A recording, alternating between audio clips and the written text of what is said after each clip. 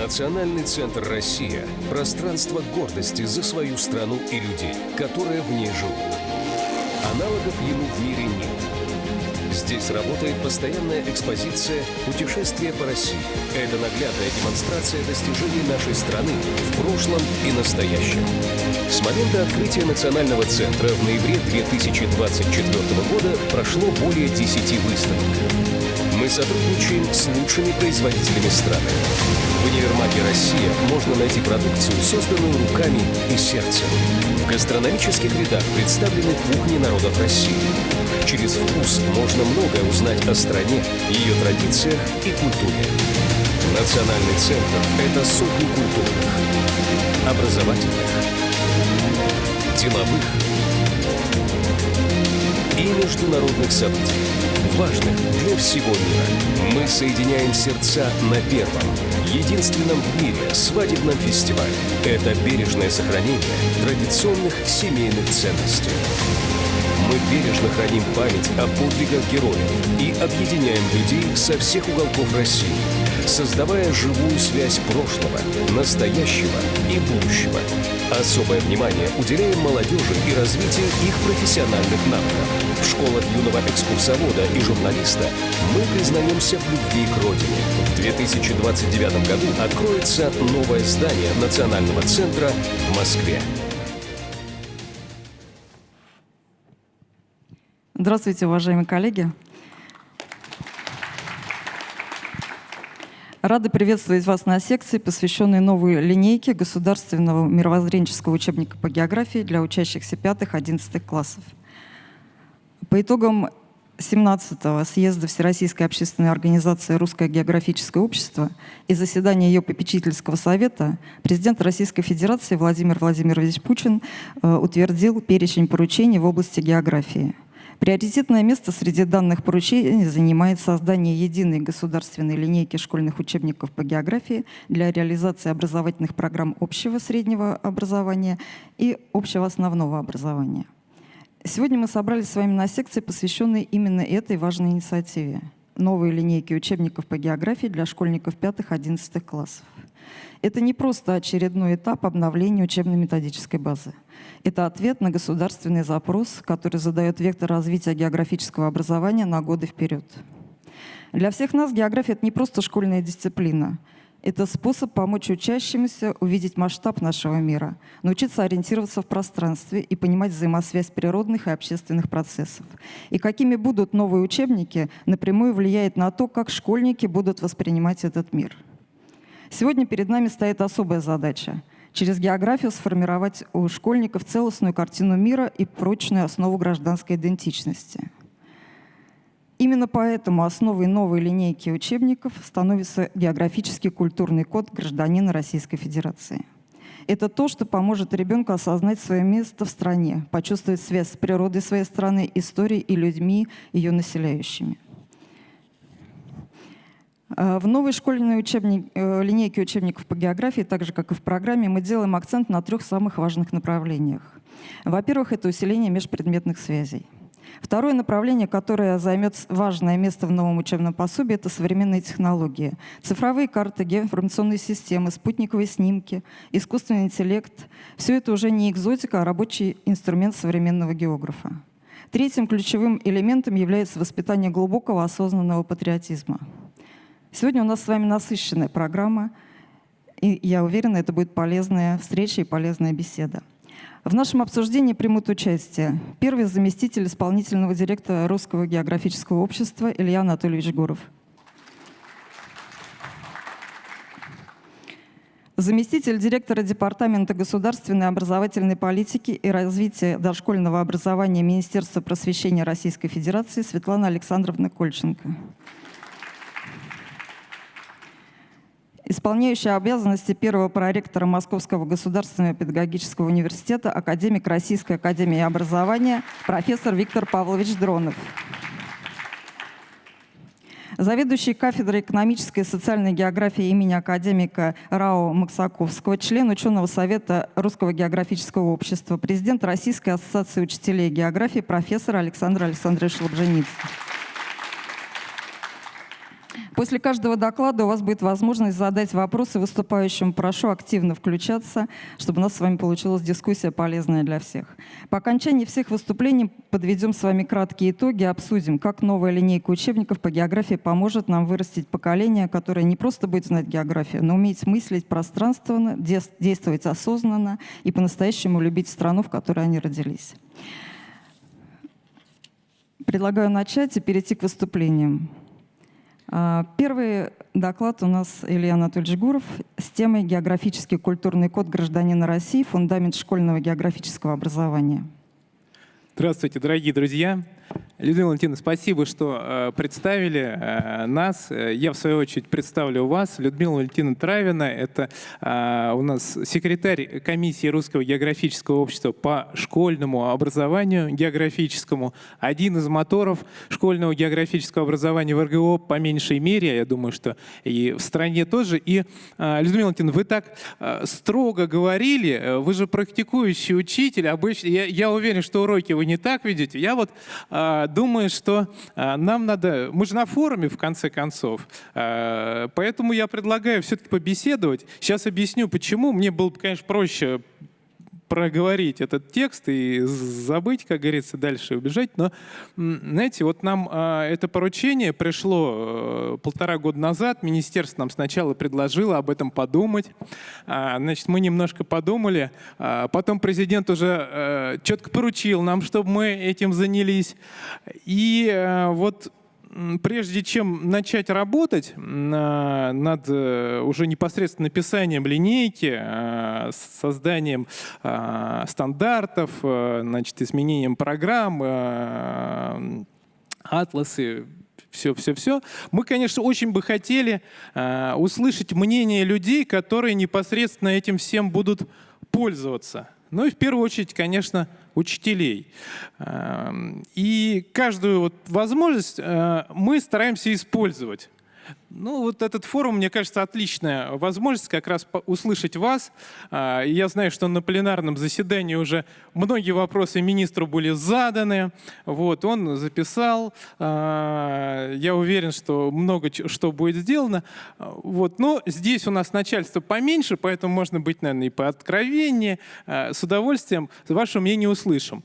Вопросы особенно приветствуются. Чтобы вам было поинтереснее, стандартная практика у нас и для школьников, и для учителей. За лучшие вопросы будем дарить призы, подарки. Будем вручать. Вместе выберем и обязательно вручим 100 вопросов по географии, ответы на которые должен знать каждый. Это, кстати, Сергей Кужегетович придумал идею. Но это уже такой, по сути, и есть в миниатюре географический культурный код. Вот. Так что будут вопросы задавайте. Я тоже буду обращаться к вам. Предлагаю начинать. Так, вот. Как перелистывается? Ну вот, да, вот он я. И дальше рассказываю. Значит, прежде чем начать работу, мы решили, вообще говоря, конечно, послушать мнение учителей. Провели опросы. Учителя из 81 региона. Это, как правило, очень опытные педагоги, там средний стаж преподавания более 10 лет, как правило, с высокими достижениями. Ну и мы видим, о чем говорили как раз учителя. Они говорили о том, что роль географии России в 10-11 классе должна быть увеличена. Отдельный вводный курс по географии должен появиться в началке. Ну, собственно, честно говоря, я это все уже слышал и раньше. У нас проводились съезды учителей географии. Мы пытались, так сказать, это все внедрять, но вот, видимо, сейчас пришел именно этот момент, и мне представляется, что общее мнение здесь учителя выразили, и те, кто в аудитории находится, согласны. Правда, да, это действительно нужно. Согласны? Согласны? Нет? Согласны? Да? Нет, не согласны. Вот видите, мнения разделились. Ну, 73-66%. О нехватке часов. Да, как видите, вот есть тут такая графика. Ну, естественно, вот в начальной школе хочется, чтобы был 2-часовой предмет, в меньшей степени в старшей. Не начально, а, прошу прощения, 5-9 класс, прошу прощения, да. А началку мы отдельный блок хотим делать, вот уже с министерством на эту тему общаемся, чтобы все-таки в окружающем мире был отдельный блок по географии. Значит, опрашивали общественное мнение. Тут тоже есть результаты, большие цифры, почти 100 тысяч человек, там больше 90. Это на базе географического диктанта приводилось. Но большинство хотят, чтобы был фокус на географии России, за то, чтобы география включала больше практических знаний, которые преподавались, да, но имеется в виду, видимо, использование современных географических технологий в первую очередь.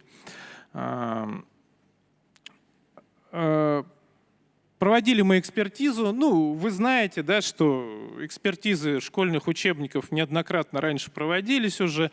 И Николай Николаевич Баранский в свое время аж за 50 лет проанализировал учебники. До этого тоже они изучались. Ну, в общем, проблемы примерно одни и те же. Вот они какие были, они такие, видимо, и остаются. Не могут авторы их побороть.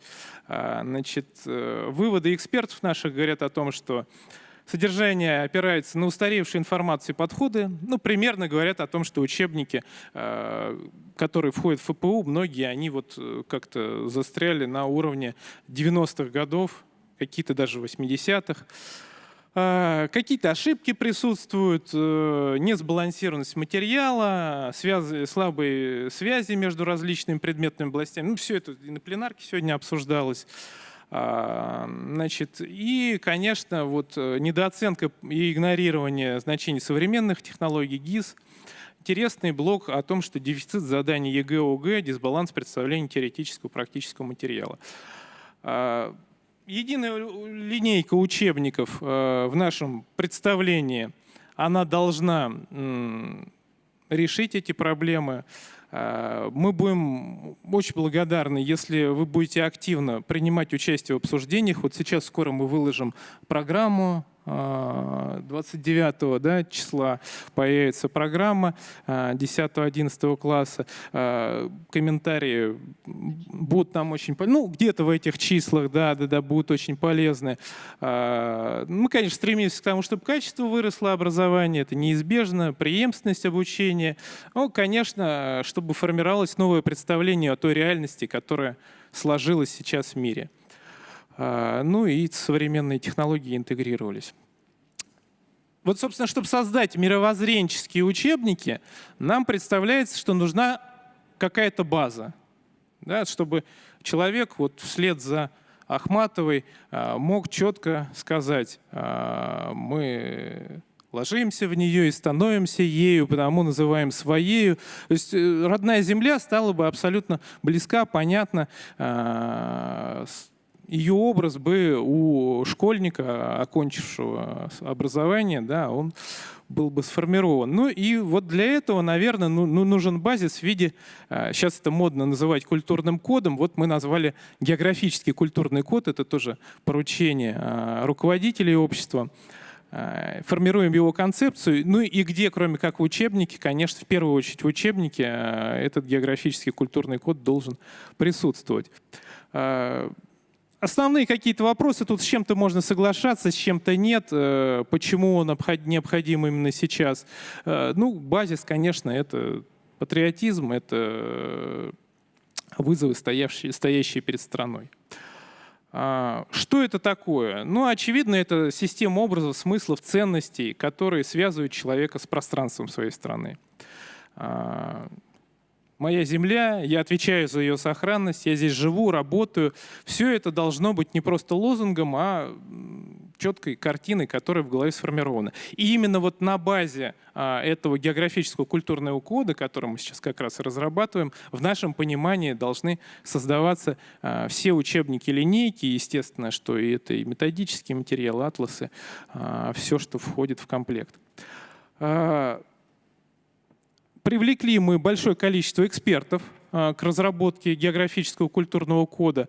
Очень большое внимание стараемся уделить. Вот здесь очень прошу вас тоже отреагировать, подтвердить или опровергнуть. Нам очень кажется важным, что для географии сейчас, наверное, вот именно образная, символическая составляющая в учебниках, она слабовата. Очень бы хотелось, чтобы было больше образов ярких, красивых, запоминающихся и выраженных текстом, и я имею в виду и иллюстрацией.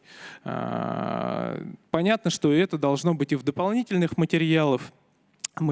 Вот Александр Александрович в свое время разрабатывал целый комплект большой образовательный, где было много всего электронного. Но вот новый учебник, он тоже должен, конечно, это содержать. Географическая картина мира, ну тут вот какие-то пентаграммы. Ну, честно говоря, конечно, это то место, которое страна занимает в окружающем мире, и системное представление вообще обучающегося о том, как все устроено. Ну и географическое мировоззрение, пространственное мышление, использование современных технологий, привычек. Вот это то, что тоже должно быть в учебниках и будет содержаться в географическом культурном коде. Ну, установки, они опять же дискуссионные. Мы приглашаем вас в дискуссию по географическому культурному коду. Это то, что предлагают эксперты сейчас. С чем-то можно соглашаться, с чем-то нет. У нас есть такие, знаете, эксперты-радикалы, есть более взвешенные. Зависит от того, женщины или мужчины выступают экспертами, вузовские педагоги или школьные преподаватели. Мы вас призываем тоже в этом участвовать. Людмила Валентиновна тоже расскажет о том, как мы будем географический культурный код обсуждать, продвигать. У нас много мероприятий на эту тему впереди. И уже ведутся, у нас есть на эту тему встречи, лекции под общим названием «Вопросы географии».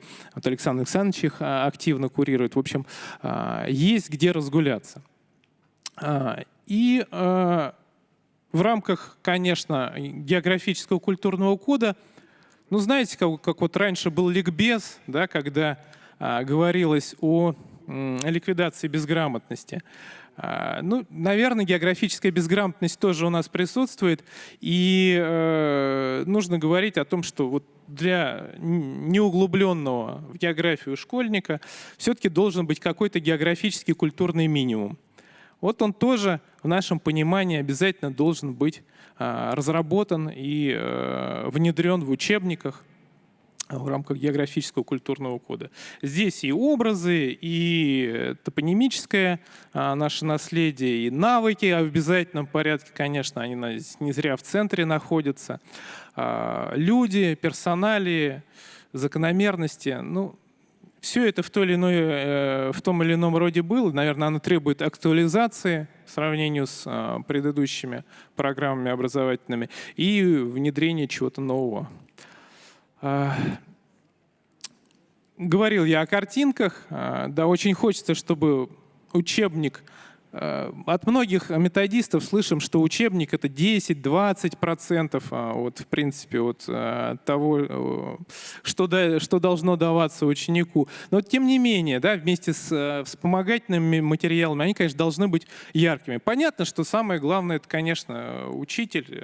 И сегодня на пленарке, да, говорилось о том, что готовятся самостоятельные программы.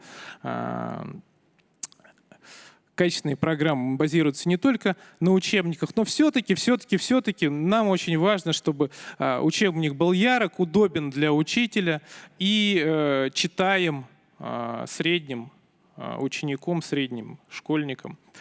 Для этого мы, конечно, хотим, чтобы был яркий язык, были помощники, проводники и, ну и, конечно же, яркие образы.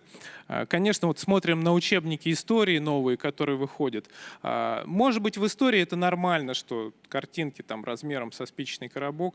Но, наверное, все-таки в географии должно быть по-другому. Согласны? Значит, Здесь, в принципе, описание, что хотим делать. Естественно, у нас сейчас идет дискуссия о том, что должен быть некий портал, видимо, который будет сопровождать учебник, по аналогии с тем, как сделали историки, истории РФ.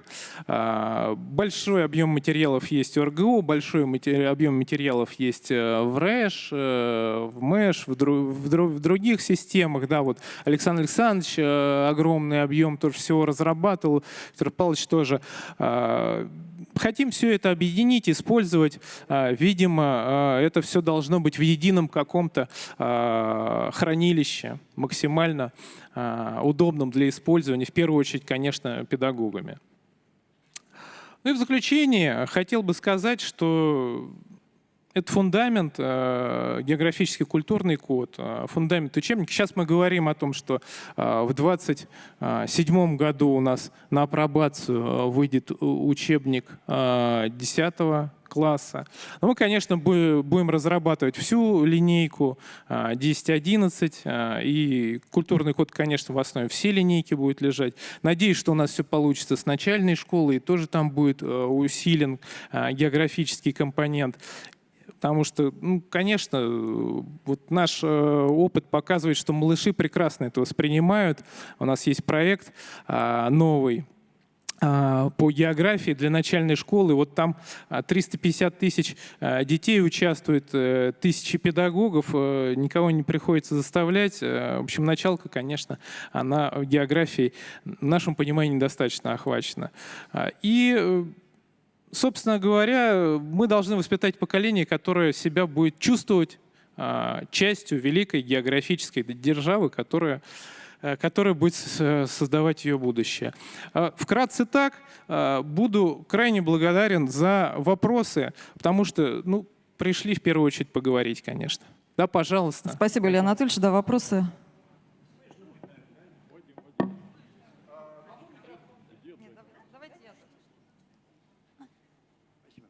Вадим Барабанов, Москва. Вопрос несколько, все маленькие уточняющие. Когда министр Сергей Сергеевич сегодня говорил о том, что к 2028 году будет новый учебник, речь шла только о старшей школе или об основной тоже? То есть в основной школе еще долго и долго трудиться.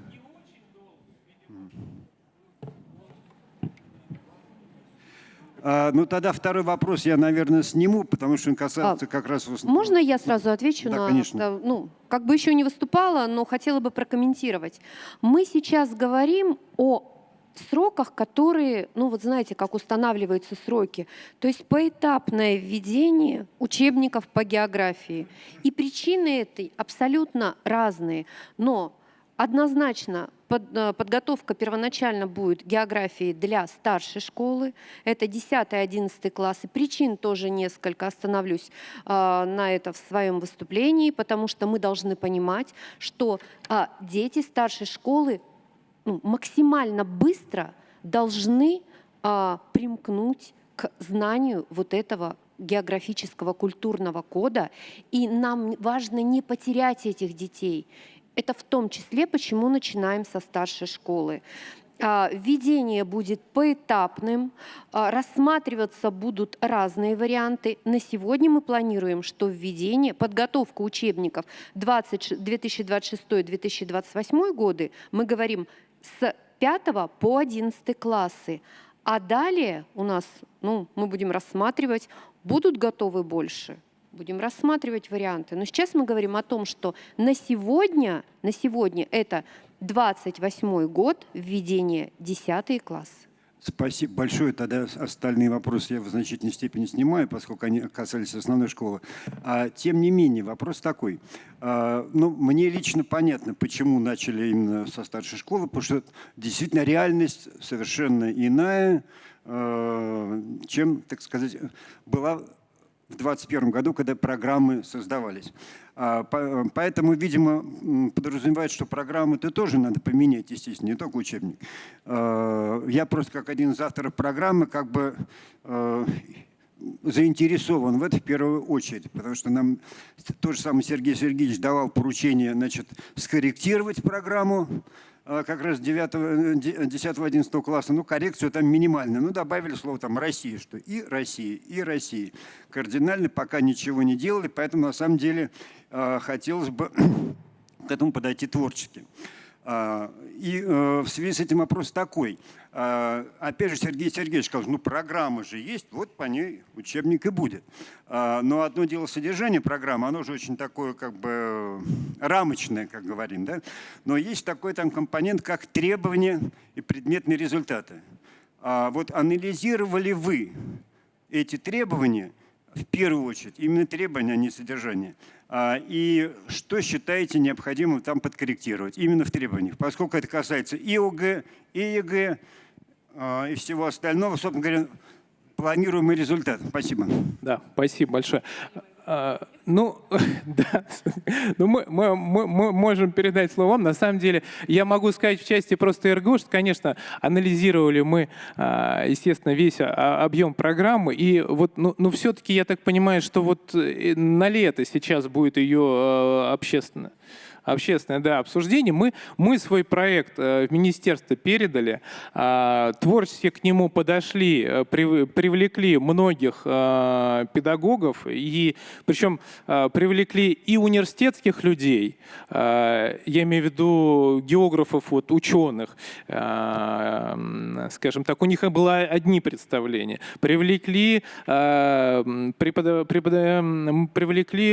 из педагогических вузов представителей. Привлекли учителей, постарались все предложения так или иначе учесть. Ну вот как получилось, можно будет увидеть уже, видимо, да, вот когда вариант будет опубликован в программе, да. Спасибо. Коллеги, если есть вопросы, представляйтесь, пожалуйста, и регион называйте. Сейчас вам дадут. А сейчас микрофон дадут, посмотрите сзади. Каймакова Светлана, Краснотуринск, Свердловская область. В предпоследнем слайде звучало слово «ориентирование». Ориентирование, если говорим 10-11 класс, тогда что, в пространстве? Или же, убрав картографию из 8 класса в 90-х, мы сюда ее в 10-й пришлем, поставим? Или ответить на этот вопрос, это будет первым. И здесь же еще была расчесовка небольшая. Взять, если 80-е годы у нас с вами 374 часа было тогда. Вспоминайте те, кто работают с 80-х, я с 84-го. В 6 классе было 2 часа, в 7-м 3, в 8 классе 2, в 9-м 2, в 10-м 2, 11-го не было. Да, помните, мы уделили еще пополам. Затем у нас в ГОС начался, мы уже добавили в 5-м, ну это Герасимов, это Тамара Петровна, да? Я сама тогда за пятиклассников была, когда была база именно начальной школы очень сильная, природоведение было, и я тоже в 5-м вела географию, потому что так программа у нее была. И как бы экспериментальная авторская программа, мы могли по ней работать. И вот там, конечно, ориентирование было, практические работы были и так далее, все это пошло, закреплялось 8 классами. В ГОС наш когда начался, 340 часов. Куда дели еще 30? И возникает вопрос, куда он ушел. Мы знаем, на какие предметы. Не стала говорить, когда пленарное заседание было. Затем 340 часов на современный в ГОС у нас вот этот обновленный тоже идет. И, конечно же, когда сейчас разрабатываем, я тоже выру в этой же группе, да, разработки, то, получается, мы все равно берем 340 и все равно не сможем добавить никакие 3-й час или 5-й, 6-й класс тоже по часу и так далее. Нас опять спросят то, что спросили. Я начала про ориентирование, да, и вот здесь как раз возникают еще вопросы. Там еще один был момент, когда вот конструирование личности. Кто ее будет конструировать, когда мы ее развиваем? То есть вот, опять же, вот эти вот моменты, которые нас опять технически какие-то делают, а мы же идем не от шаблона, не от... Помните, тоже было в 90-х шаблон ученика, или как это называлось, мы какие-то вырабатывали, какие-то что-то должно вкладываться, ну, типа болванки, да, которые мы должны делать. Ничего мы такого делать не будем, мы всегда развиваем и думаем больше о духовном развитии, чем о предмете, да, сначала, в первую очередь. Когда ребенок потянулся, тогда пойдет предмет.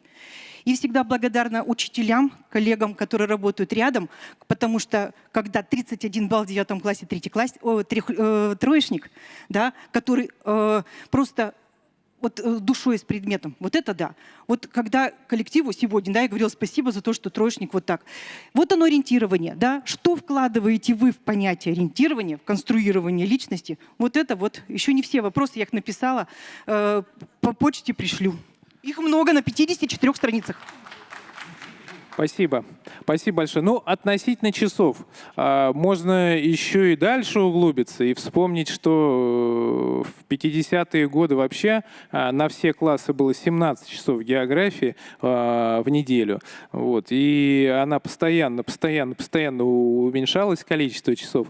Надо сказать, что у нас постоянно на эту тему с министерством есть общение. Да, действительно. Мы видим, что примеры есть, когда другие предметы получают часы дополнительные, и им это удается делать. Ну, тут могу сказать только то, что, наверное, общими усилиями сообщества мы можем доказать, значит, необходимость того, чтобы наши часы как минимум не сокращались в географии, а может быть и увеличивались, и вот нам не даст соврать министерство. Вместе с разработкой этой программы, конечно же, мы свою позицию на эту тему высказываем министерству и о 5-6 классе, и о начальной школе.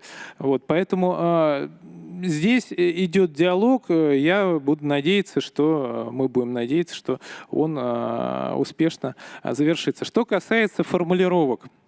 Формулировки, конечно, важны. Формулировки важны, как корабль назовешь, так он и поплывет. Здесь, опять же, будем вам благодарны за корректировки, которые будете вносить.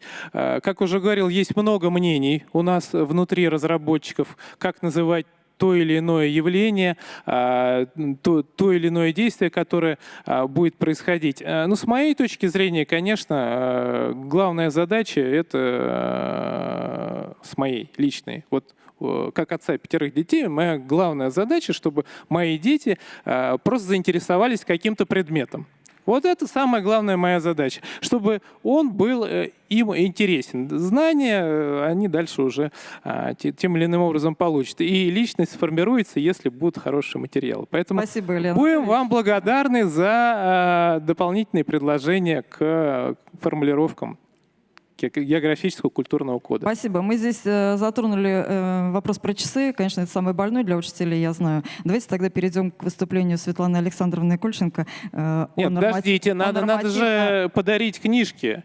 Мы Вопросов подарим книжки было в самом конце, только когда мы соберем все я вопросы. убегу, понимаете, я же убегаю. Я, к сожалению, вынужден ехать в Министерство иностранных дел. Но так как вопросов было всего 2, мы успели, то 2 книги я предлагаю вручить, а 3-ю это уже за те, которые придут нам в электронном виде. Договорились?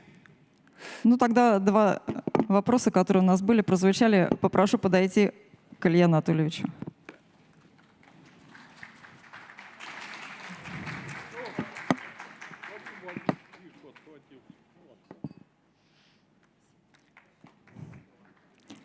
Спасибо.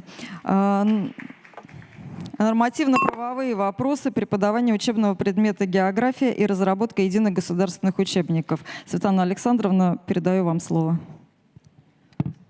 Добрый день, уважаемые коллеги. На каждой встрече изначально задается тон общения. И, безусловно, каждый выступающий приходит с неким шаблоном своего выступления. Это либо текст, когда аудитория готова выслушивать те постулаты, которые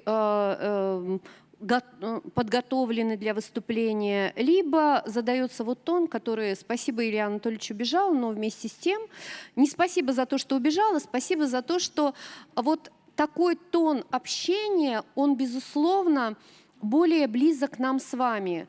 Готова еще раз сказать нам с вами, потому что как у большинства сотрудников министерства, если для кого-то это будет открытием, еще раз скажу, я человек, который много лет работал в школе. У меня педагогический стаж более 20 лет.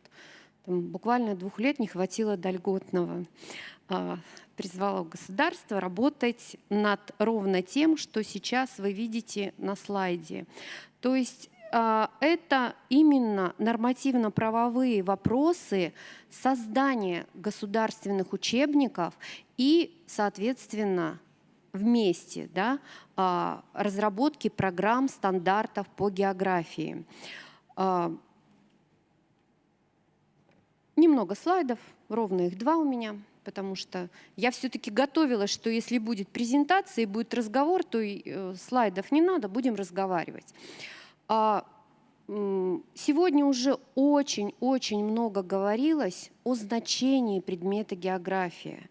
И, безусловно, это важное значение, оно у нас с вами закреплено в законе об образовании.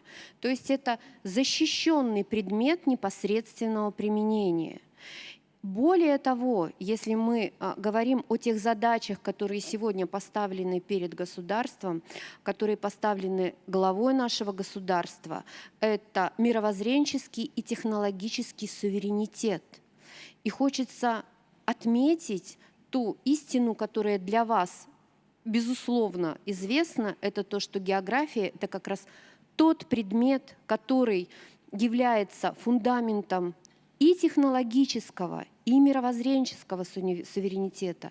И понимая это, была поставлена задача о создании государственных учебников географии. О том, что это поручение президента, уже, думаю, неоднократно сегодня говорилось и в ходе пленарного заседания, и сейчас еще раз акцент был на это, поставлен акцент на этом. Но это процесс, как уже вы сейчас слышали, он не быстрый. Присутствующие здесь и уже из тех, кто задавали вопросы, вероятно, помнят тот период, когда у нас было примерно 29 линеек учебников по географии. А сейчас их в федеральном перечне учебников 3. Соответственно, вот перейти к единому учебнику географии, определить подходы, а соответственно, если мы говорим о едином образовательном пространстве, это должно быть, вот как сейчас вы видите на слайде, это стандарты, программы, учебник. И в этой ровно последовательности мы сейчас и движемся. И вот сегодня уже говорили про то, что первые у нас выйдут учебники для старших классов. И на сегодня уже утвержден приказ, думаю, что в пленарном заседании это озвучивалось, принят приказ об утверждении федерального государственного образовательного стандарта среднего общего образования. Приказ находится на регистрации в Минюсте России, и в формировании предметных, личностных и метапредметных результатов, и в том числе предметных результатов по географии, принимало участие научное, экспертное сообщество, педагоги, шло активное обсуждение в течение 1,5 лет. Спасибо большое тем, кто принимал в этом участие. И, соответственно, в нем принимало участие в экспертном совете, в работе экспертного совета принимало участие Русское географическое общество, чтобы мы понимали, что вот эта последовательность, она сейчас выстраивается. Илья Анатольевич уже сказал, что так как стандарт уже утвержден и можно публиковать для общественного обсуждения проекты программ уже подготовлены, и мы планируем в течение следующей недели разместить все программы на сайте Regulation для организации общественного обсуждения, а на сайте Министерства просвещения Российской Федерации для педагогической экспертизы. В том числе будет размещена программа по географии. Уже сегодня коллеги говорили, что они принимали участие в разработке программы, но в первую очередь основным разработчиком совместно с экспертным сообществом, совместно с нашим Институтом содержания и методов обучения выступали коллеги из Русского географического общества. Это проекты программ. Программы также проходят, как любой нормативный документ, определенные процедуры. Одна из этих процедур – это общественное обсуждение, педагогическая экспертиза. Далее программы будут направлены в регионы, в педагогические вузы, рассмотрены Российской академией образования на предмет методического, научного и, соответственно, педагогического соответствия всем существующим требованиям. Хотела бы вернуться к вопросу, который прозвучал о стандартах и о часах. Коллеги, просто напоминаю, у нас в стандартах часов нет. Ну, может быть, просто имелись в виду программы, вот в стандартами часы не определены. Часы у нас определены в программах. Причем мы же все понимаем, что мы читаем одинаково, что в программах, во всех программах единых, которые были, начиная с 2022 года, вот первая итерация программ только по защищенным предметам, мы говорим о рекомендованном количестве часов. У нас законом образования определено автономность образовательных организаций и их возможность увеличивать количество часов. Это может быть как за счет части, формируемой участниками образовательных отношений, так и за счет перераспределения часов. Эту возможность, она существует, и она подтверждается нашими едиными программами. Главное требование, чтобы содержание и результаты планируемые, о которых тоже сегодня шла речь, они были не ниже, чем те, которые в федеральных программах. Только такой подход обеспечит единство образовательного процесса. Ну, коллеги, по поводу содержания и последовательности изучения тем, это решение было принято и по урочному планированию, которое сейчас есть, в том числе в географии. Это же для наших детей. Но мы, коллеги, понимаем, что переезжая из школы в школу, ребенок должен продолжать обучение. И ранее, мы понимаем, были истории, когда ребенок, приезжая в середине учебного года, изучал ровно то, что уже изучал в другой школе. Это в том числе именно подходы к особенно предметам защищенным, что количество часов и последовательность изучения тем должно быть единым, так же, как и качество преподавания. И, безусловно, следующая составляющая – это учебники. Существует порядок разработки государственных учебников. Мы уже знаем, все присутствующие, что учебники по истории, по обществознанию разработаны, и они уже с этого года все школы страны обучаются во всех классах будут обучаться по единым государственным учебникам. В этом году присоединяются у нас 8 и 9 класс. И все учебники разрабатываются в следующей последовательности.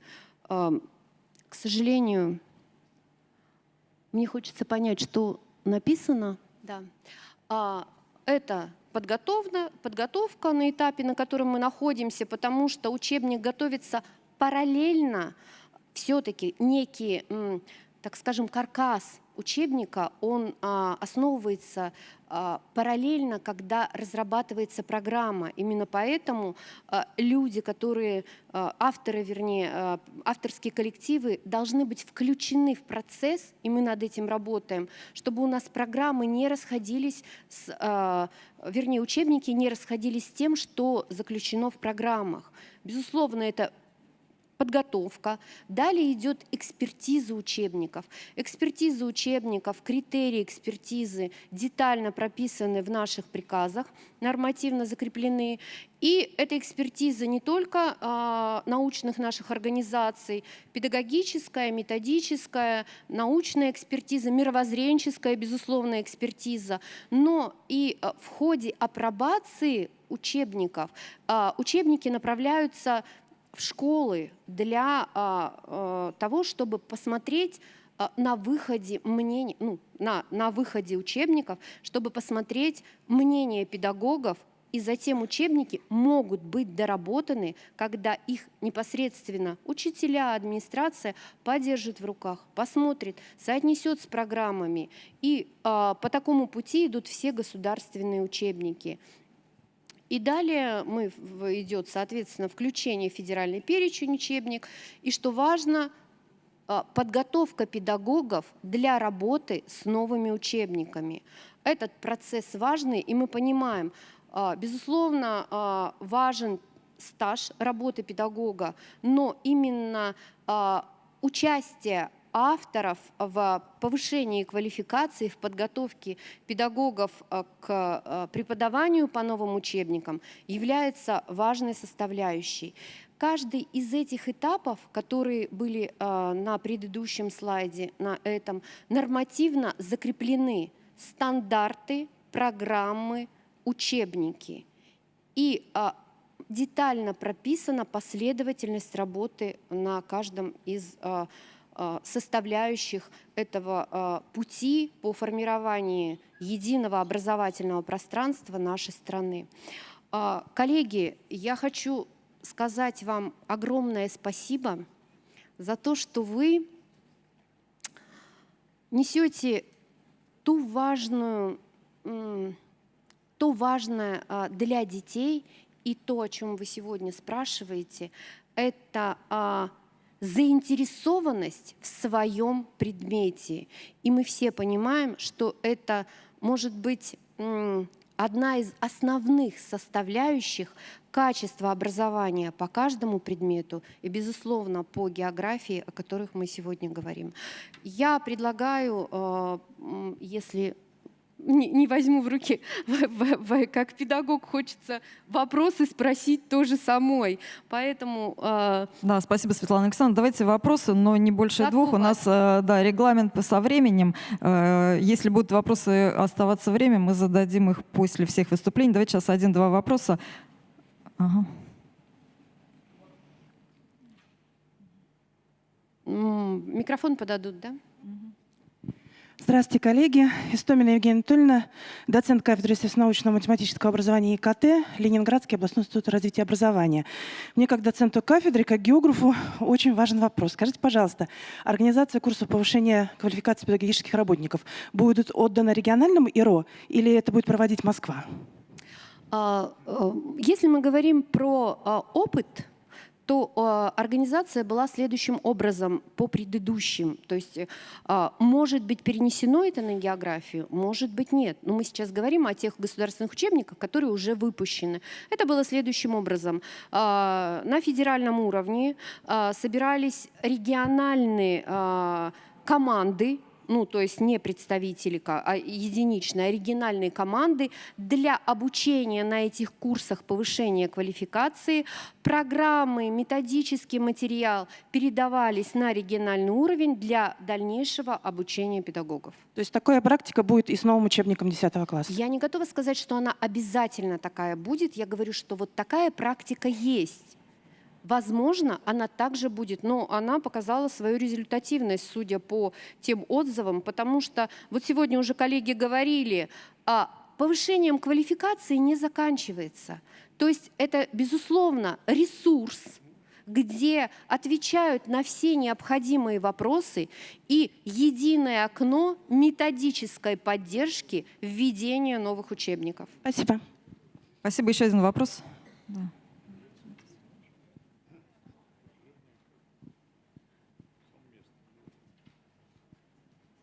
Здравствуйте, Антипова Инна Владимировна, город Белгород. Хотела уточнить, вот сейчас вводят с 2028 года 10-11 класс новый учебник, а известно, когда будут вводить с 5 по 9, хотя бы приблизительно? Или это еще не планируется? И если известно, то как? В обратном порядке или сразу с 5 по 9 класс? Коллеги, ну, в целом, введение учебников планируется до 1932 года. Ну, если мы говорим в целом всех государственных учебников. Практика есть разная. То есть если мы говорим о практике, кто вот сейчас работает в школе, то есть практика полностью поэтапного, то есть мы 5-й, потом 6-й, потом 7-й, потом 8-й. Должно быть, безусловно, вот сейчас выйдут у нас... То есть как это делается? Давайте, механизм. Выходят обновленные программы. Обновленные программы соотносятся с существующими программами по содержанию, по периодам. И если у нас те образовательные результаты, которые должны быть условно до 7 класса, ребята их получили, изучая географию по предыдущей программе, то тогда может быть рассмотрен вопрос введения 5-6, допустим, 7 класс. То есть сейчас мы пока на выходе программ. После того, как программы выйдут, будет принято следующее решение. Я могу уточнить, если вдруг я чуть-чуть непонятно объяснила, то есть мы должны... Вот смотрите, сейчас мы не видели программы. Ну, не, мы видели, вы не видели программ, но вы их увидите. И затем будет работа над соотнесением того, что сейчас изучалось, над предметными результатами. Мы же должны освоить всю программу к 9 классу, правильно? Чтобы на выходе наш выпускник был готов к итоговой аттестации, ну и соблюдено было требование освоения программы в полном объеме. Поэтому сейчас пока проект программы. Мы его отсматриваем. И по введению учебников есть тоже разные подходы. На сегодня это пока только 10 класс, 2028 год. В дальнейшем будут рассмотрены. Спасибо, Светлана Александровна. Какие же возможные пути решения у современных проблем отечественной географии? Давайте мы послушаем исполняющего обязанности первого проректора Московского государственного педагогического университета, академика Российской академии образования, профессор Виктор Павлович Дронов. Добрый день еще раз, уважаемые коллеги и друзья. Ну, я, наверное, в самой сложной ситуации. Почему? Потому что во мне борются, так сказать, несколько ипостасей. И с одной стороны, я понимаю работников министерства, я когда-то тоже работал в Госплане, и понимаю, что такое поручение, сроки, которые нельзя сорвать, и как хочешь, так и выкручивайся. С другой стороны, конечно, я профессиональный географ. В следующем году исполнится 60 лет, как я переступил порог своего любимого факультета и университета, и так вот работаю в географии более 60 лет. Как преподаватель и бывший учитель, я, конечно, понимаю ваши вопросы. Хочется как можно больше конкретики и частностей, которых пока сейчас на сегодняшний день, как вы понимаете, нет. Скажу, почему, так сказать, и почему на сегодняшний день, наверное, нельзя ответить на многие вопросы. Ну и, наконец, как главный редактор в прошлом издательства «Просвещение», вот мои коллеги и ученики сидят, я понимаю, что многое из того, что здесь было сказано, применительно к учебнику, в одном учебнике реализовать нельзя. Потому что есть такие неприятные для всех правила, как санпины, Кегль, вес учебника и так далее, и так далее. И если все эти пожелания впихнуть в учебник, я не знаю, как он будет выглядеть. Поэтому я так понимаю, что вообще-то речь надо вести немножко о другом, о чем хочу вам потом позже сказать. Я не хочу выглядеть экспертом в данной ситуации. Я просто свои размышления, наверное, так сказать, поскольку у нас такой свободный режим общения, я свои размышления, так сказать, выскажу. Вот что мне кажется важно учесть при разработке ну, сразу хочу сказать, на мой взгляд, не учебника, конечно, а учебно-методического комплекса по географии нового. И в чем я вижу до сих пор нерешенные проблемы. Ну, первое, что, так сказать, вот с чем мы сталкиваемся, и каждый предметник сталкивается, и географы тоже, нам прежде всего при создании учебника абсолютно четко надо разделить понятие наука география и предмет школьной география. Я много лет уже втолковываю нашим академическим кругам, что они путают эти два понятия, совершенно не понимая, что они имеют дело с детьми. Школьный предмет – это особо сконструированная учебно-методическая конструкция с совершенно определенными целями и задачами и конечными результатами. А если мы опять будем исповедовать знаниевый подход, который у нас преобладает при разработке учебников, мы с вами получим то, что мы имеем на сегодняшний день. Я не хочу обидеть академическое сообщество, я с ними тоже, так сказать, дружен, но когда учебник, как автор многочисленных учебников, я отправляю на экспертизу в РАН, мне начинают писать: это не научно сформулированное понятие. Я говорю, если я дам научно сформулированное понятие, у ученика волосы зашевелятся на голове, и у родителя тоже. То есть понятие педагогическая адаптация для них абсолютно не знакомо. Поэтому здесь нам придется выдержать с вами большую борьбу. Мы создаем учебник для школьного предмета, где знаниевая основа составляет только часть содержания. И это первый постулат, который необходимо нам с вами абсолютно четко понимать, потому что, собственно, знание, оно не составляет предмет образования на сегодняшний день. И все методисты говорят, что на сегодняшний день, по сути дела, современное образование – это триада.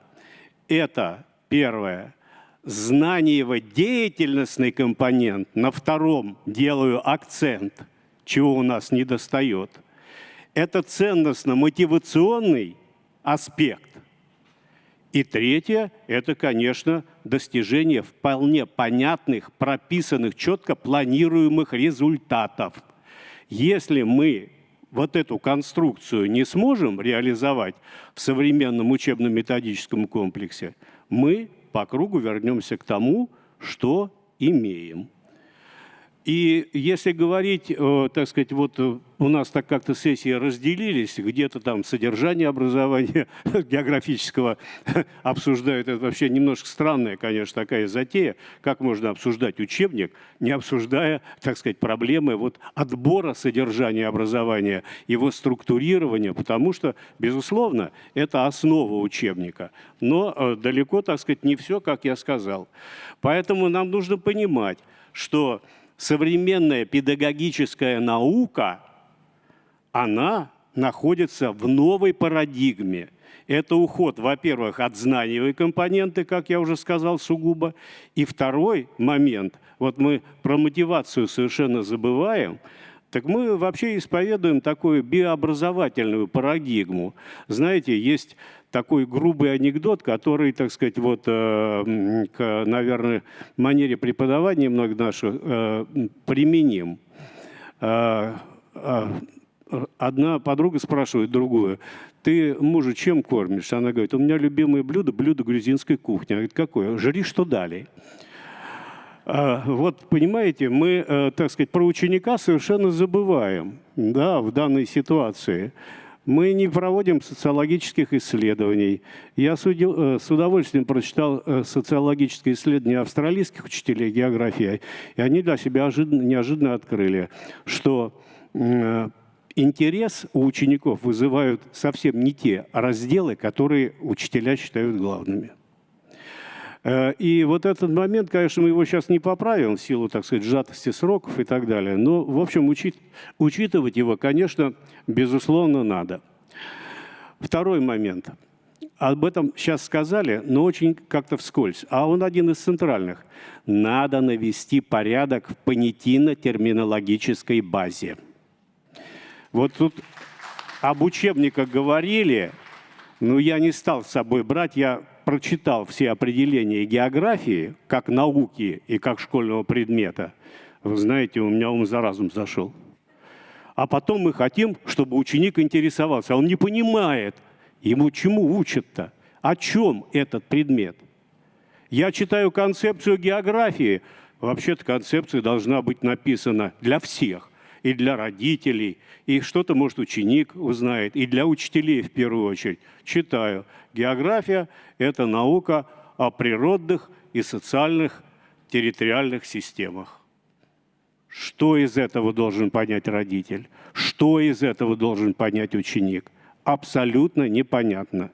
Давайте мы все-таки определимся, о чем наука география, а в академических кругах, между прочим, по этому поводу нет единой точки зрения. Но учитель так работать не может. И учебник так писать нельзя. Поэтому вот этот первый понятийный аспект мы, конечно, должны отрегулировать.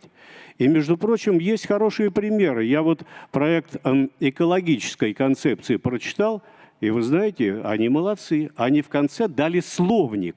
Они дали определение. А у нас получается так. Мы вроде об одном, о географии, а как пел Высоцкий, мы снова говорим на разных языках. Об одном и том же. Поэтому вот этот момент очень и очень важный.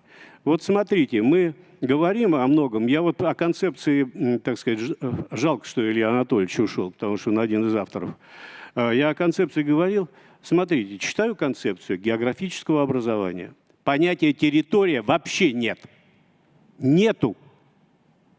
А мы тогда о чем? Пространственное мышление. Нет, терминология есть такая. Территориальные системы. Территориальные от чего? От слова «территория» определения нет. Географическая культура. Посмотрите, вот здесь у нас прозвучало, наконец, географическая культура, географическая грамотность. Вы в концепции этого не найдете. Там нет этих понятий. А мы, как методисты, знаем, что это одна из главных задач школьной географии – сформировать географическую культуру, сформировать географическую грамотность.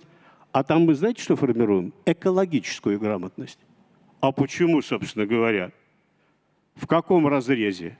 Вообще с экологией у нас отдельная, так сказать, тема, но это наша вообще беда. Никто в мире нас не понимает. И я когда говорю, мы экологией занимаемся, они все говорят, экология – это раздел биологии. И абсолютно правы, потому что мы под словом экология понимаем совсем другое.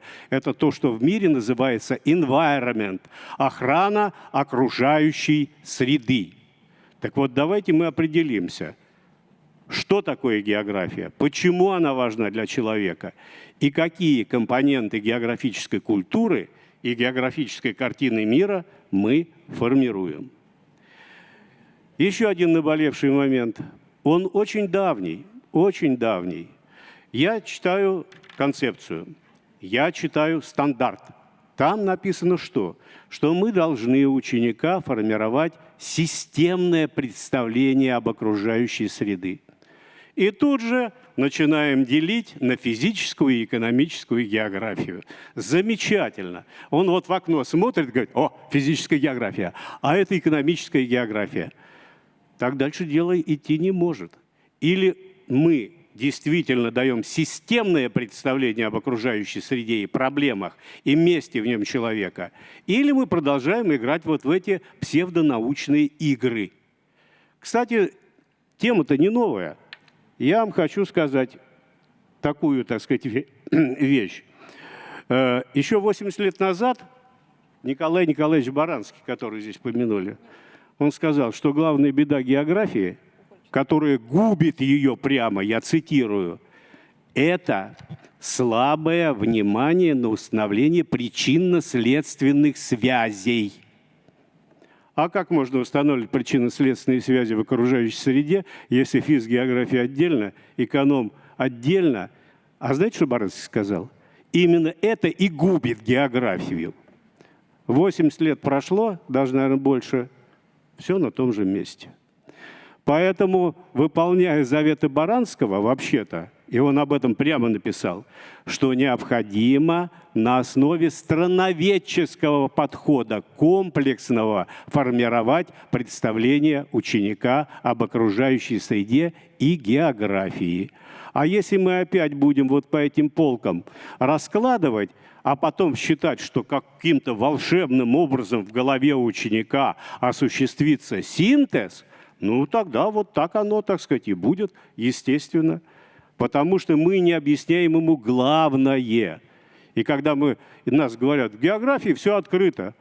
Главная задача географии современной – это установление вот этих причинно-следственных связей. Для того, чтобы человек понимал окружающую среду, в какой он живет, знал о последствиях своих негативных, так сказать, действий. И это и будет формированием географической культуры и географического мышления, а не какого-то экологического, непонятно как понимаемого.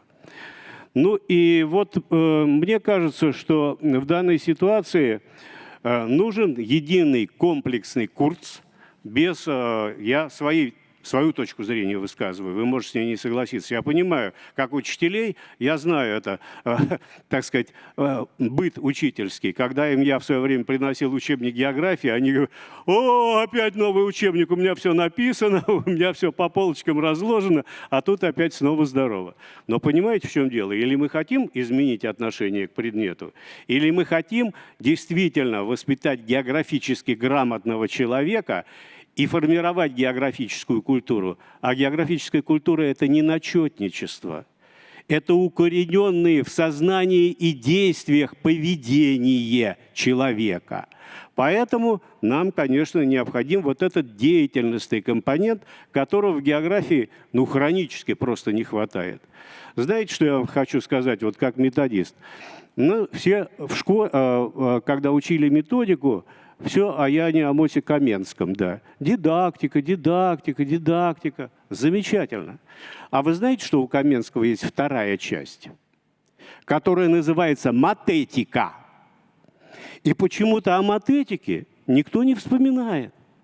А в матетике Ян Амос Каменский написал, что главная мотивация человека в обучении, он должен понять, для чего он это учит.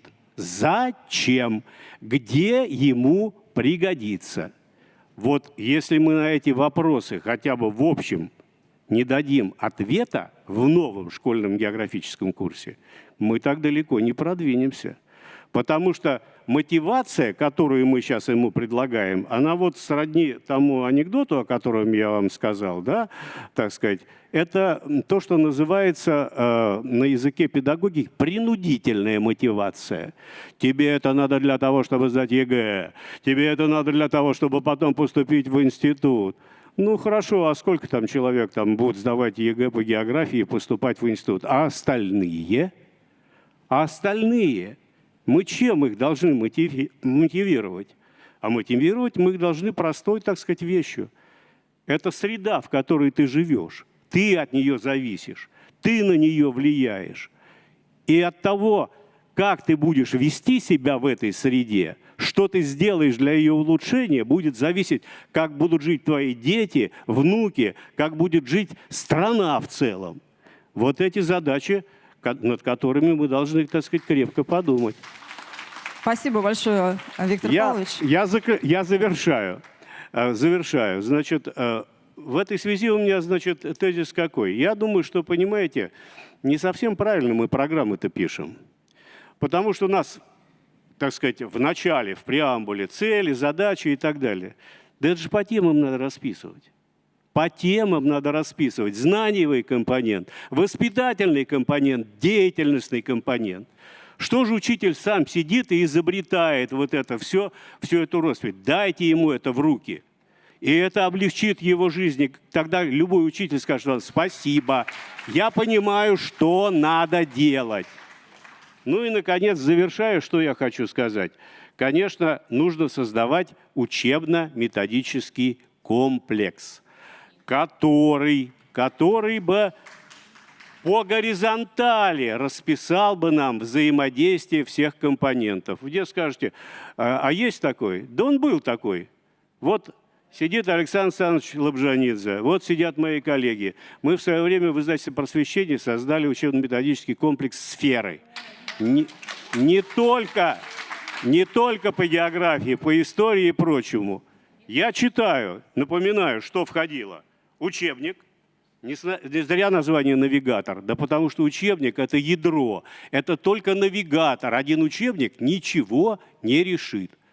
А дальше я читаю электронные приложения, тетрадь-тренажер, тетрадь-практикум, тетрадь-экзаменатор, иллюстрированный учебный атлас, контурные карты, методические рекомендации. Если только будет один учебник, я не знаю, как учителя по нему будут работать, потому что я боюсь чего? Учебно-методический комплекс должен создаваться в единой идеологии. А у нас так, учебник, потом кто-то к нему написал методические рекомендации, потом кто-то к нему написал какие-то иллюстрированные задания и так далее, и так далее. Все, система рассыпалась. Спасибо, извините за эмоциональный накал. Виктор Павлович, спасибо. Да, Светлана Александровна хочет дополнить как раз по касательно методического комплекса. Да, коллеги, я хотела уточнить, единые государственные учебники создаются не отдельно учебник, создаются как раз то, о чем вы говорили. И это нормативно закреплено. То есть это, безусловно, учебник, учебно-методическое пособие. И что касается географии, безусловно, это будет атлас и контурные карты. И, соответственно, это создается совместно с коллегами, которые, ну, собственно говоря, основные — это авторы учебника, и они создают УМК. То есть здесь не говорится о создании единого учебника. Это одна составляющая. И спасибо большое. Конечно, я думаю, что авторы сегодня проанализируют те предложения, которые были озвучены.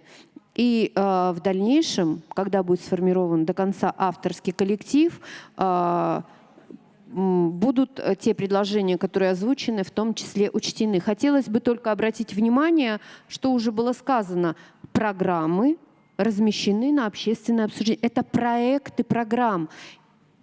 Безусловно, если коллеги смотрят за нормативкой, то проекты программ размещаются не для того, чтобы они там просто вот эти 2 недели. То есть от того, как разместили проекты программ на общественное обсуждение, и до того, как программу утвердили, проходит 2-3 месяца, потому что отрабатываются те предложения, которые поступили. И я призываю по всем предметам, в том числе по географии, коллеги, это как раз для этого, потому что когда программы утверждены, зарегистрированы Минюстом, и те предложения, которые поступают потом, они учтены таким образом быть не могут, потому что это новый круг внесения изменений в программы. И сейчас идет самый активный процесс как раз формирования программ по географии. Активно, как мне уже Илья Анатольевич говорил, активно шло обсуждение, когда готовились эти программы. Мы говорим только пока про 10-11 классы. Сейчас идет работа над стандартом основной школы. Планируется, что он также будет обновлен в следующем году. И, соответственно, будет изменение программ основной школы для того, чтобы, вот как вы сейчас сказали, вот та линия, о которой вы говорите, те подходы, в том числе могут быть отражены в следующих программах для основной школы, для того, чтобы обеспечить вот эту преемственность. В целом спасибо. Да. Коллеги, когда мы говорим учебник, все-таки, вы понимаете, мы подразумеваем учебно-методический комплекс, конечно. Даже география, учебник по географии, он немыслим без атласа, без контурной карты, без пособия методического для учителя. В том числе идет вопрос о разработке цифрового контента, то есть электронного пособия для детей и для учителя. И говорили также о том, что возможно создание атласа учителя. Мы когда-то на какой-то встрече обсуждали это, что раньше был атлас учителя. Сейчас речь идет о том, что будет такой же атлас учителей к новым учебникам. Поэтому, когда говорим учебник, это не значит, что это одна книга. Это полный учебно-методический комплекс. Навигатор в области образования, да, в новом географическом образовании. Слово предоставляю Александру Александровичу. заведующий кафедрой экономической и социальной географии имени... Вопросы есть у людей. Один вопрос, Вадим Вадимович, ты уже задавал. Сядь.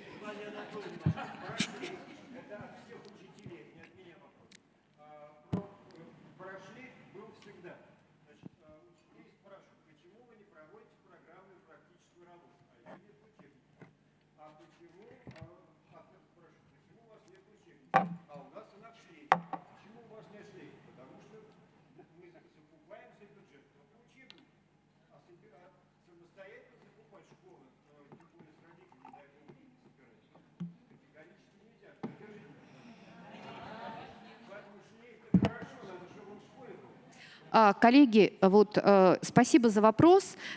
Это один из тех моментов, почему учебники вводятся поэтапно. Потому что необходимо предусмотреть, и про это всегда обсуждается вопрос, и смотрит, чтобы в бюджете были средства для закупки ОМК. Мы сейчас говорим о единых государственных учебниках. Вот про то, что сейчас сказали. Заведующий кафедрой экономической и социальной географии имени академика РАО Максаковского. Вопрос. Дайте людям. Александр Александрович, к сожалению, тогда Один вопрос. Я сокращусь. Добрый день, коллеги. Екатерина Кузнецова, Челябинская область. Во-первых, хочу сказать, что очень рада здесь находиться. Надо чаще встречаться. Обратная связь, вдохновение, мотивация. И вообще здорово видеть людей, которые влюблены в предмет география. Это, конечно, супер. А вопрос такой.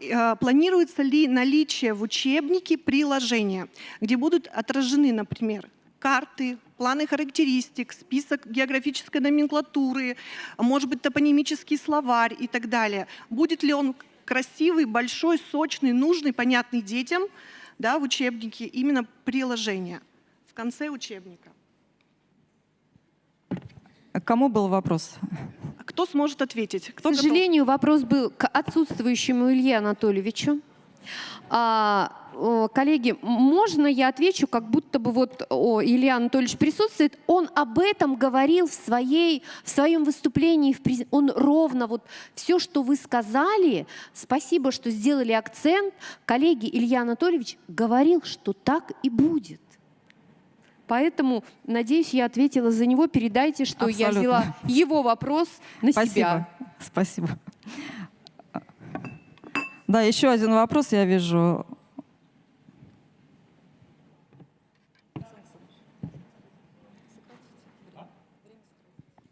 Царева Лора Александровна, Государственный университет просвещения. Спасибо за ту информацию, которую мы сегодня получили, но вызывает удивление один момент. Мы работаем над учебником, коллектив какой-то, который мы не знаем, работает над учебником 10-11 класса.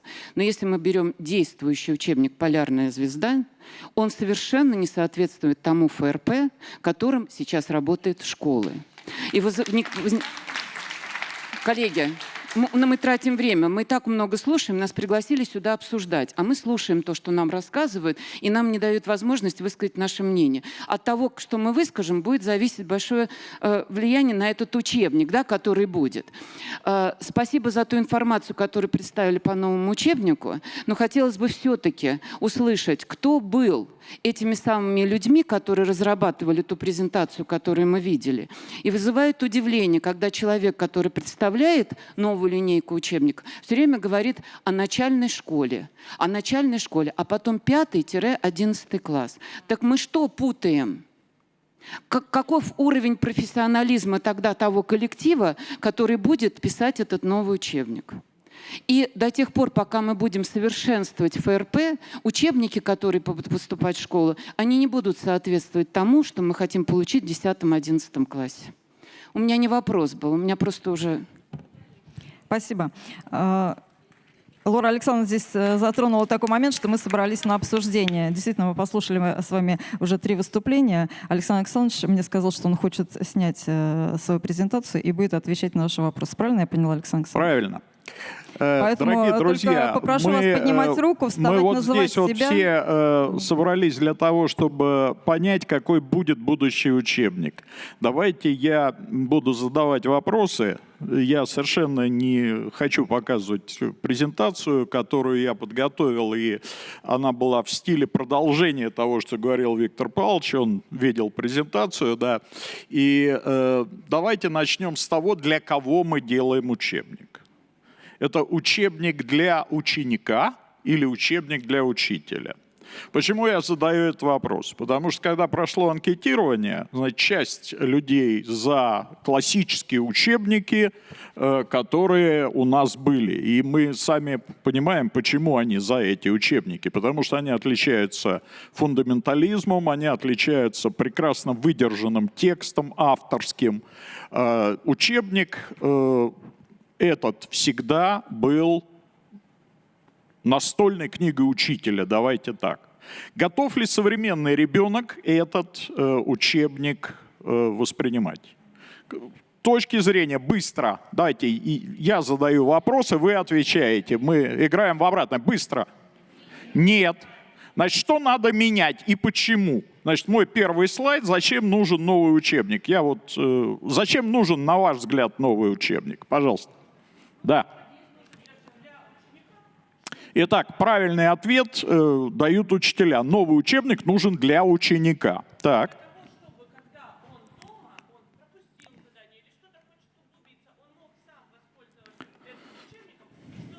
Микрофон там давайте, да.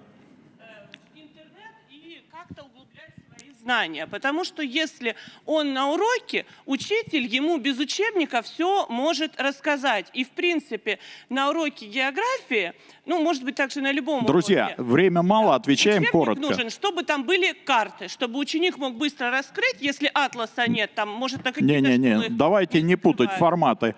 Есть атлас, есть учебник. Спасибо, понятно. Еще мнение, быстро.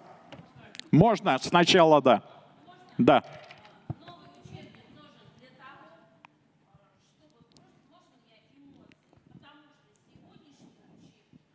Это другой вопрос. Мы не спрашиваем, почему не нужен старый. Я спрашиваю, зачем нужен новый. Это два разных вопроса. Быстро.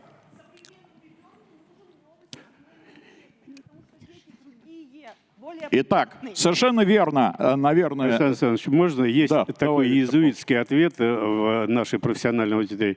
Учебник нужен для образовательного процесса, в котором участвует учитель, ученик, теперь уже и родители. Совершенно и верно. Так далее.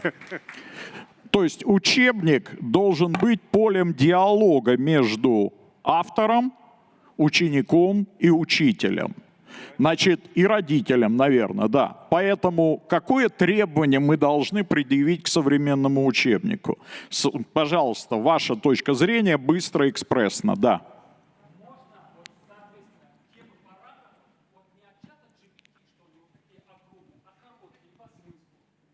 Было бы замечательно, потому что дети не понимают вообще абсолютно, в чем, что они должны изучить. Вот это проблема.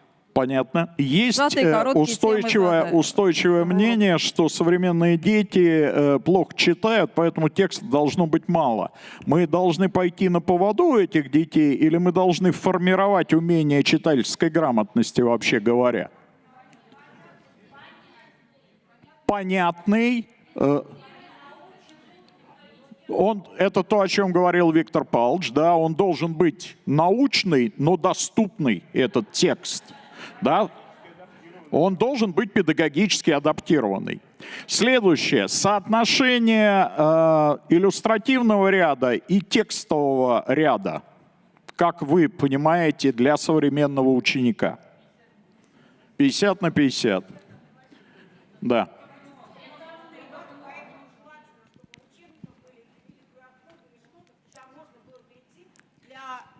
Того, чтобы статистика обновлялась.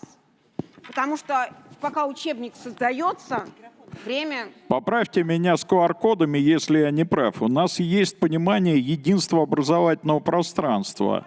Я относительно недавно был в Республике Дагестан. В самый тяжелый момент мы с Людмилой Валентиновной там были. У нас был слет учителей республики.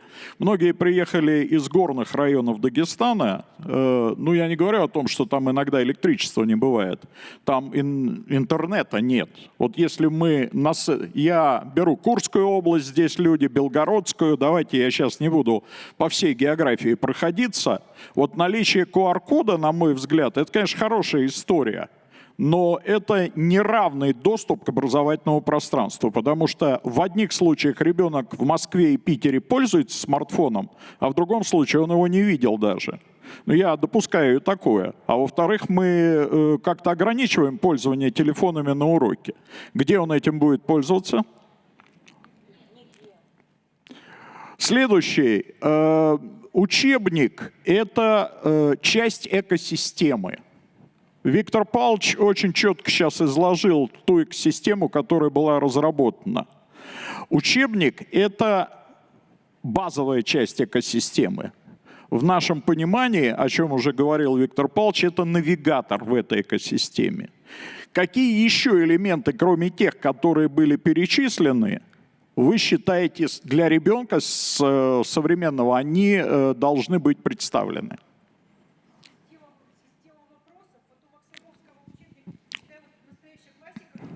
Вопросы были разного уровня, уже созданы. Не надо QR-кодов и так далее. И вот когда занималась по учебнику Максаковского, то дети всегда задавали вопросы. Группы постоянного состава, переменного состава нет разницы. Но ребенок, поработав в группе, задавал вопросы. И я радовалась, что пошли дальше к следующему. А вот сейчас нет. Но однако от классики не отходишь, потому что вопросы у того учебника были замечательные. Спасибо. Следующий вопрос. Еще есть? Да, то есть вопросы разного уровня, в том числе. Учебник не должен быть справочником фактов. Учебник должен побуждать к мышлению географическому. И главная его задача, он должен быть навигатором построения образовательного маршрута каждого ученика. Это очень сложная задача, потому что, как вы понимаете, у нас есть визуалы, у нас есть аудиалы, у нас есть люди, которые могут через текст освоить информацию. Вот для каждого из них нужны разные элементы учебника, и, соответственно, через это они должны достигать этот результат. Следующий вопрос. Очень много говорят о том, что сейчас нужно отойти от печатного учебника. Это не государственная, так сказать, точка зрения. Это вот нас блогеры любят очень.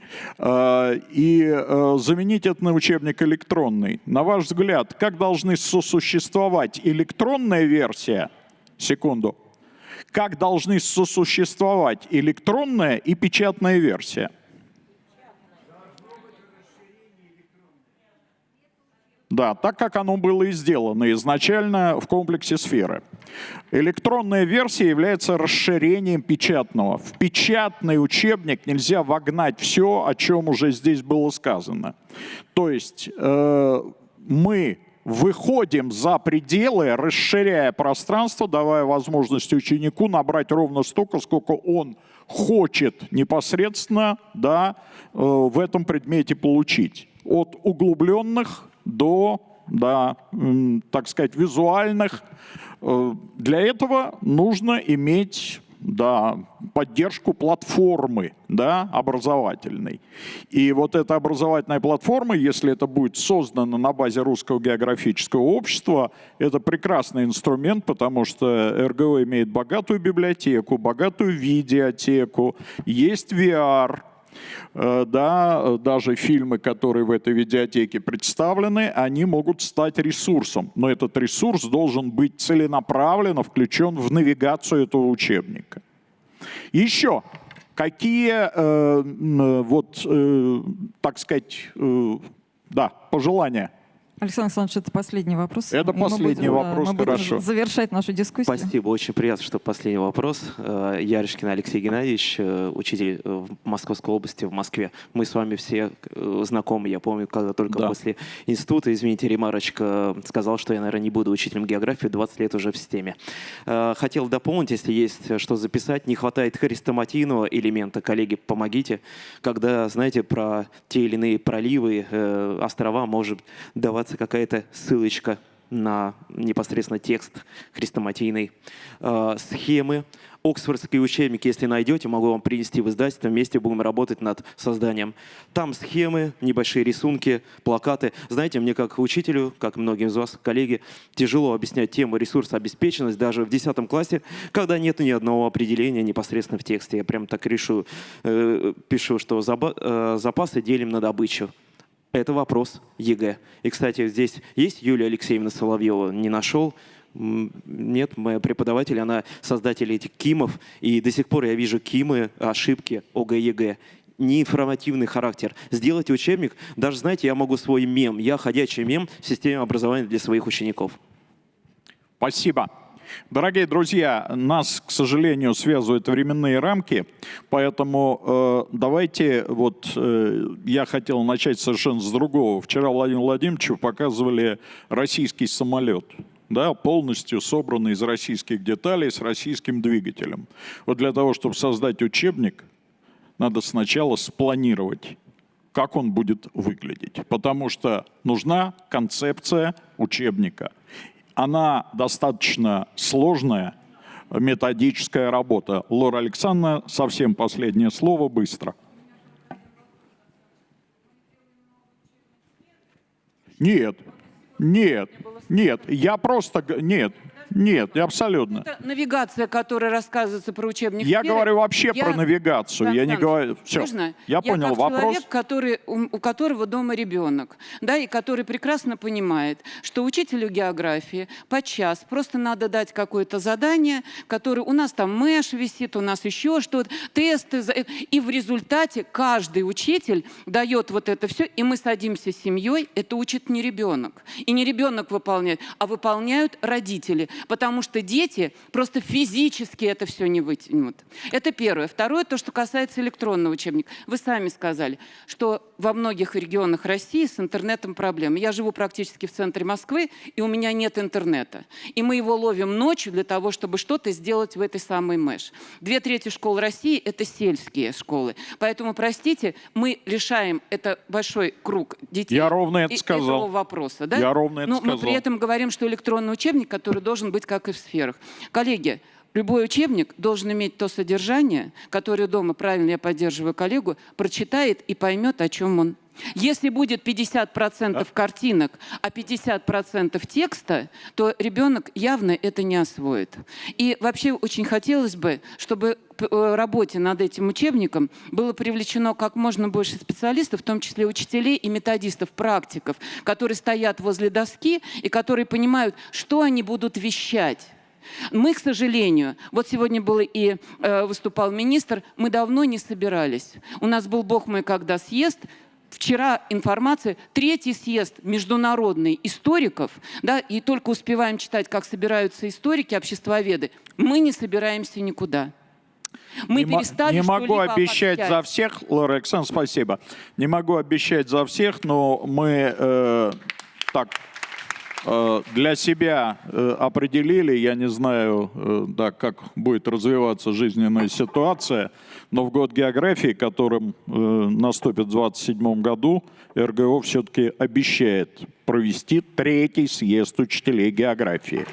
И это более расширенное мероприятие, чем форум. К этому времени у нас уже будет что обсуждать и по учебникам, и по образовательным программам. Поэтому я думаю, что мы этот разговор продолжим. Спасибо. Спасибо, уважаемые коллеги. Да, если есть какие-то вопросы, давайте вы уже тогда в личном порядке. Да, в частном порядке.